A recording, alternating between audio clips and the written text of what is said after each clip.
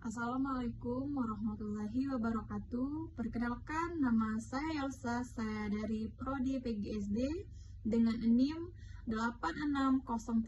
8603291179.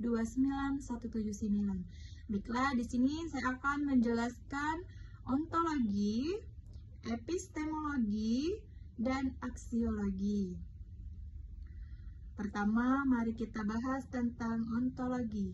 Ontologi adalah cabang filsafat yang mempelajari tentang apa yang ada, atau dengan kata lain, membahas objek kajian ilmu dan hakikat realitasnya. Secara sederhana, ontologi menjawab pertanyaan, apa yang dipelajari oleh ilmu, atau apa hakikat dari hal yang dipelajari tersebut. Dalam konteks ilmu, ontologi membedakan jenis-jenis wujud yang menjadi objek penelitian. Misalnya, wujud materi, rohani, abstrak, atau konkret. Misalnya, dalam ilmu fisika, objek kajiannya adalah benda-benda alam dan gejala fisik. Sedangkan dalam ilmu psikologi, objek kajian adalah perilaku dan proses mental manusia. Melalui ontologi, kita memahami sifat dasar dari apa yang kita teliti, sehingga kita dapat menentukan pendekatan yang tepat dan mempelajarinya. Baiklah, selanjutnya ada epistemologi. Jika ontologi menjawab apa yang dipelajari, maka epistemologi menjawab pertanyaan, bagaimana ilmu itu diperoleh, metode apa yang digunakan untuk mendapatkan pengetahuan, dan bagaimana kita memastikan bahwa pengetahuan tersebut benar.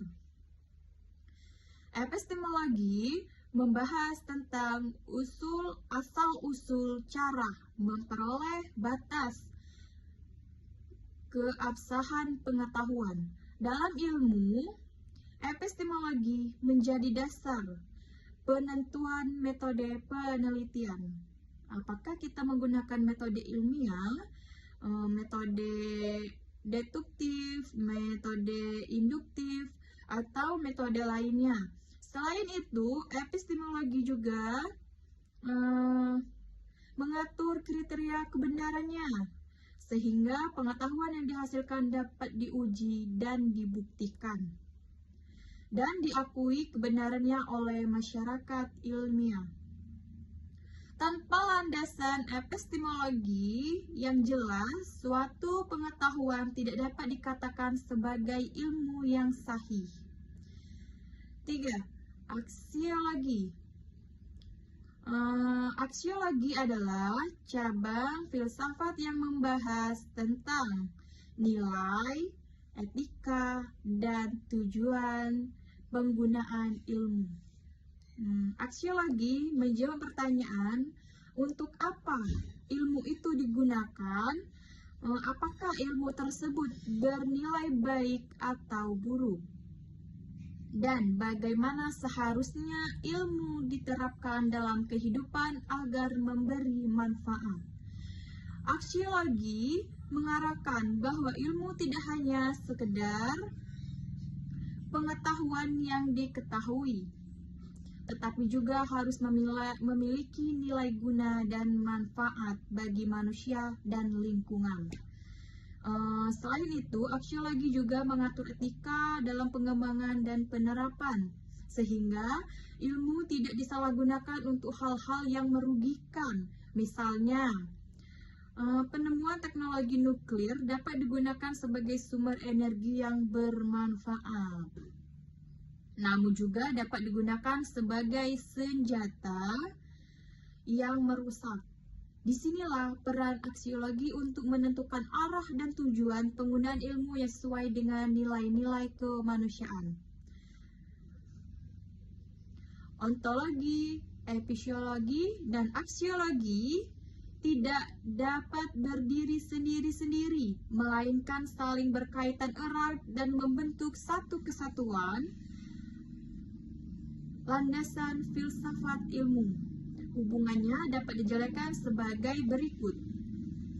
Ontologi menjadi dasar karena sebelum kita mempelajari sesuatu, kita harus terlebih dahulu apa yang dipelajari dari hakikatnya. Berdasarkan pemahaman ontologi, kita kemudian menentukan cara dan metode untuk memperoleh pengetahuan tersebut yang merupakan ranah epistemologi. Setelah pengetahuan diperoleh dan terbukti kebenarannya melalui proses epistemologi, bagaimana pengetahuan tersebut harus digunakan agar memiliki nilai dan manfaat yang positif. Singkatnya, ketiganya membentuk kerangka utuh. Ontologi menentukan objek, epistemologi menentukan cara memperoleh pengetahuan tentang objek tersebut, dan aksiologi menentukan tujuan serta nilai penggunaan pengetahuan itu. Tanpa salah satu dari ketiganya, ilmu tidak akan memiliki dasar yang kuat dan jelas dan terarah. Demikian penjelasan singkat mengenai ontologi, epistemologi, aksiologi, serta keterkaitannya dengan landasan filsafat ilmu. Semoga penjelasan ini dapat menambah pemahaman kita semua. Terima kasih atas perhatiannya. Sampai jumpa. Assalamualaikum warahmatullahi wabarakatuh.